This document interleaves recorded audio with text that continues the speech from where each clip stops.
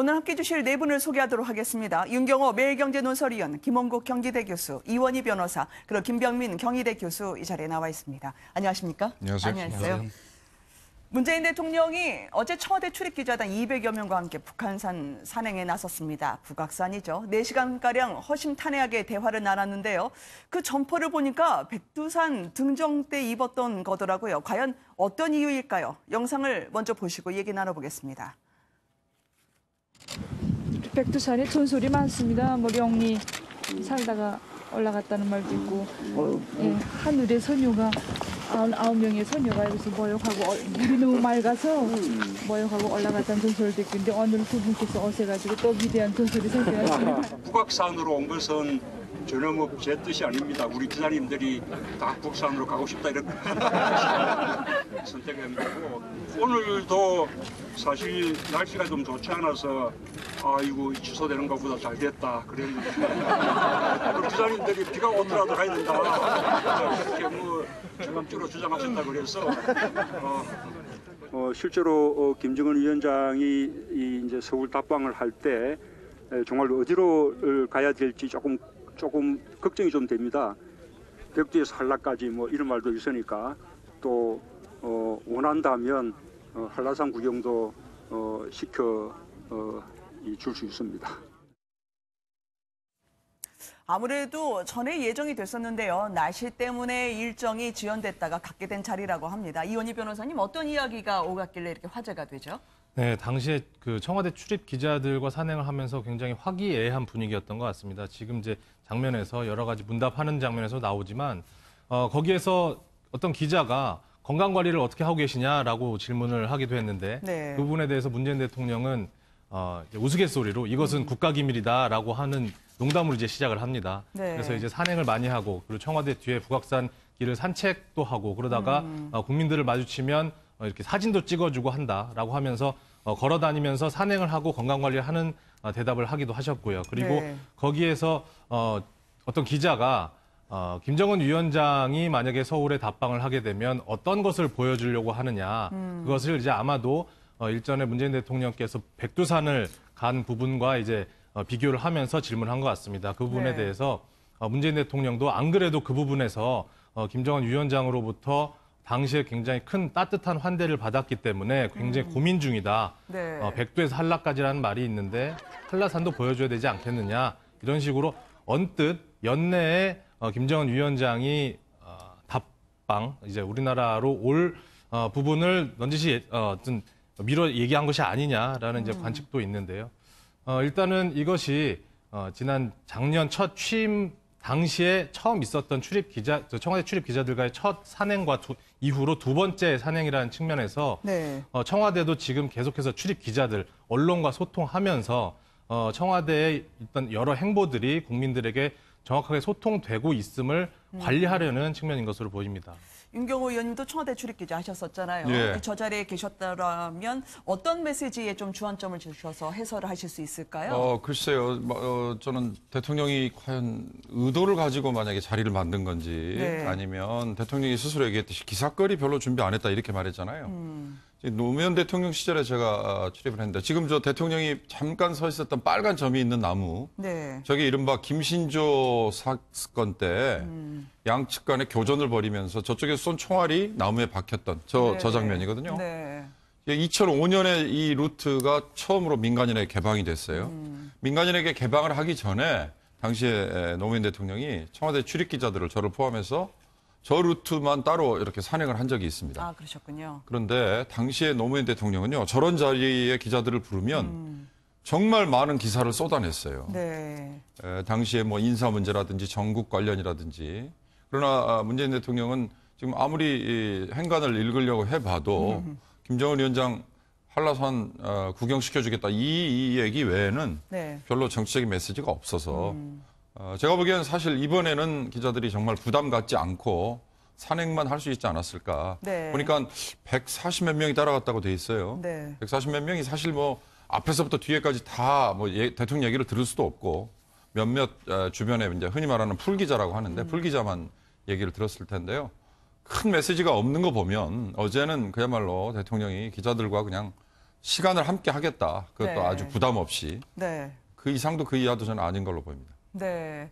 지금 백두산에서요, 한라산에서 담화물과 합사를 하는 모습을 보셨는데, 김정은 위원장이 백두에서 한라까지 만약에 내려온다면 판문점 공동경비구역을 걸어서 올까요? 아니면 비행기를 타고 올까요? 어쨌든 판문점에서 보면은요, 비무장화 작업이 완료가 돼서 북한 군인들 보니까 김 교수님 총이 없고 완장을 차고 있더라고요. 그렇죠. 아마 JSA 현장을 가보신 분들은 알겠지만 그동안에는 양측이 서로 일촉즉발의 긴장 속에서 권총을 차고 있고요. 또 화기들이 있기 때문에 네. 만일의 경우 무슨 사태가 벌어진다면 즉각 교전이 이루어질 수 있도록 돼 있습니다. 그렇기 때문에 방문하신 분들이 굉장히 긴장 속에 찾게 되거든요. 네. 그런데 남북 양측이 합의를 했습니다. 그래서 화기를 다 철수를 했고요. 26일부터 이틀 동안 양측이 이제 점검을 했습니다.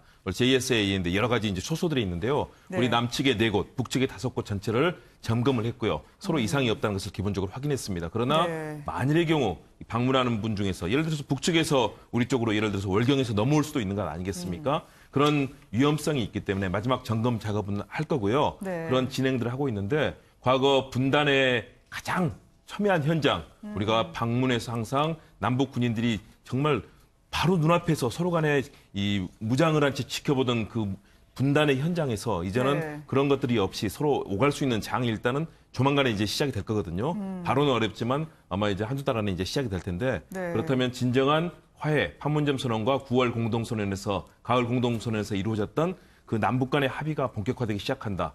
이 미국을 잘 설득하고 북미 간의 흐름만 잘 잡는다면 한반도가 이제는 평화의 길로 갈 수 있는 상징적인 장면이 이제 네. 무장을 해제한 JSA에서 우리가 볼 수 있는 거라고 네. 생각이 듭니다. 참 소총, 기관총 혹은 권총을 휴대했던 이런 남북 경비병에요. 팔뚝에 새겨진 판문점 민사 경찰 노란 완장이라는 게 새삼 달라진 세상을 느끼게 합니다. 그리고요, 지금 판문점 소식을 전해드렸는데요. 저희가 대통령 순방 중에요. 이 전방을 시찰한 대통령 비서실장 임종석 실장의 행보를 놓고요. 이게 자기 정치 아니냐, 야권에서 공세를 가하고 있기 때문에 소개를 해드리려고 합니다. 손학규 바른미래당 대표까지 나섰던데요. 어떤 내용인지 먼저 보시도록 하겠습니다. 남북 공동선언 이행추진위원회 위원장으로서 지난 17일 강원도 철원의 남북 공동 유해 발굴 현장에 다녀왔습니다. 서울에서 헬기로 35분 거리더군요. 최전방이 사실 가깝습니다. 2018년 10월 이곳은 평온합니다. 평양 정상회담 이후 꽤 많은 작업이 진행되고 있습니다. 유해 발굴에 앞서 일대의 지뢰부터 제거해야 합니다. 왜 이러십니까?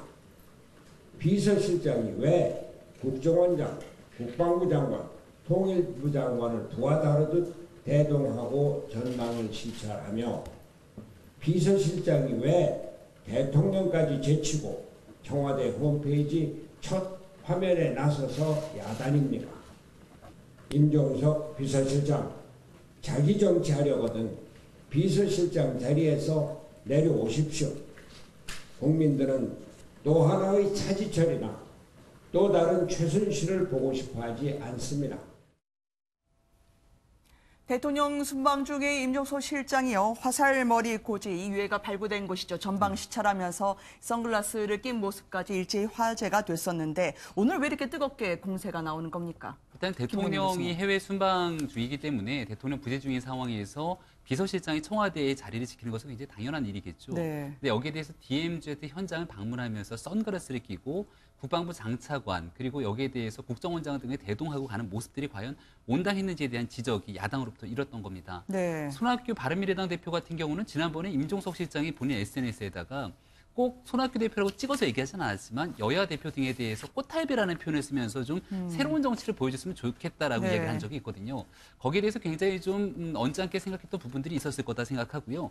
임종석 실장이 자기 정치를 한다는 건데 여기에 대해서 청와대 유튜브에 조금 전에 우리가 들었던 것처럼 이 화살머리 고지 등에서 유해를 발굴하고 있는 모습 등에 대한 나레이션을 임종석 실장이 하게 된 겁니다. 네. 임종석 실장 같은 경우는 남북 정상회담에 대한 준비위원장 성격으로서 여러 가지 일을 하고 있다라고 얘기를 하지만 여전히 대통령이 비서실장으로서 행하기에는 적절한 행보가 맞느냐라는 지적이 있을 수 있는 거고요. 이 모든 일들이 차기 대권 주자에 대한 행보를 가지고 자기 정치를 하려고 하는 모습이 아니냐라고 하는 비판이 있게 되는데 이건 비단 야당만의 비판의 목소리가 아니라 여당 내부에서도 차기 권력 구도를 두고서는 얼마든지 여러 가지 다른 해석이 나올 수 있는 지점인 것 같습니다. 오늘 청와대 같은 경우에는 남북 공동선언 이행추진위원회 아무래도 위원장이니까요. 임 실장 그런 자기 정치 동의하기 어렵다고 하는데 구체적으로 손학규 대표는 뭐가 문제라는 건가요? 손학규 대표 같은 경우는 여기에 대해서 대통령이 해외 순방 중에 있는 상황인데 비서실장이 자기 정치를 하고 있다는 거죠. 그러니까 조금 전에 있었던 이 목소리를 들어보건데 임종석 실장이 제가 들었을 때 목소리가 참 좋습니다. 네. 그래서 여기에 대한 유튜브에서 나레이션을 깔아갖고 이렇게 유해를 발굴하는 현장이 임종석 실장이 모든 것들을 진두지휘하는 모습을 보이는 것이 과연 비서실장으로서 적합한 행보가 맞는 것이냐 이런 얘기를 할 수가 있고요.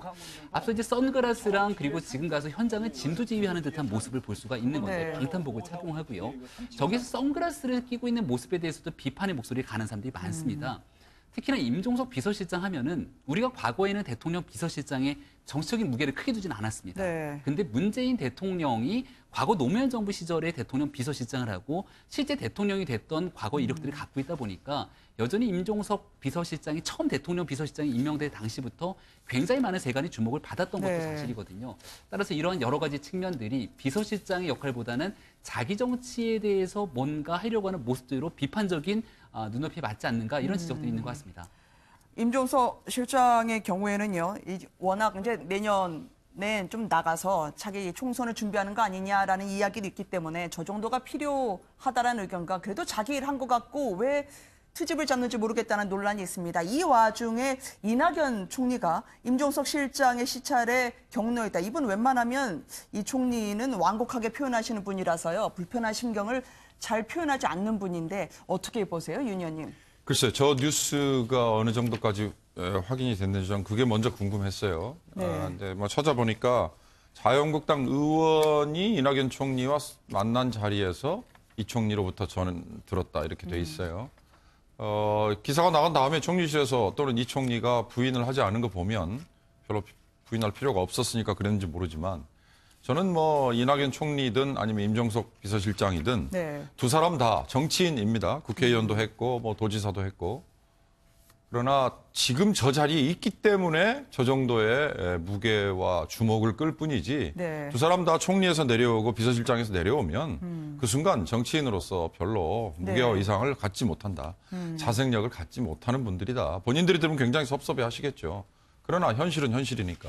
네. 임종석 비서실장은 아마 이번 비서실장 임무를 뭐 계속 할지는 모르겠습니다만 그동안의 관행상 2020년 총선 준비를 위해서 적당한 시점에 나와서 자기 지역구를 챙기지 않을까 싶고요. 네. 이낙연 총리는 뭐 모르겠습니다. 총리는 뭐 대통령과 임기를 계속 할지도 모르지만 이낙연 총리에 대해서 보수 진영 또는 뭐 진보 진영의 주자들 지지율 뭐 이런 거 하면 항상 수위로 나오니까 네. 굉장히 본인은 그걸 의식을 하실지 모르겠지만 역시 이낙연 총리 역시 그런 실체가 좀 없는 네. 바탕이 깔리지 않은 그런 지지율 그런 거에 심취하다가는 한 방에 또 추락하실 수도 있다. 저는 네. 그렇게 봅니다. 갑자기 터진 자기 정치 논란이었지만요. 여전히 이어지고 있는 오늘 상황까지 짚어봤습니다.